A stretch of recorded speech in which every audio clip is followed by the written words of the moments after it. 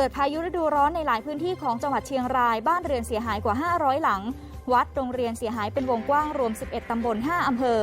ตั้งแต่อำเภอเทิงอำเภอพานอำเภอป่าแดดอำเภอเวียงชัยและอำเภอเมืองโดยเฉพาะในพื้นที่อำเภอเทิงอำเภอเมืองบ้านเรือนอาคารโรงเรียนของโรงเรียนปล้องวิทยาคมถูกแรงลมหอบหลังคาไปทั้งหลังในอำเภอป่าแดดต้นไม้หักโค่นกีดขวางทางจราจรหลังคาบ้านเรือนเสียหาย20หลังในพื้นที่หมู่4หมู่7หมู่14ตำบลป่าแงะหมู่5และหมู่6ตำบลป่าแดด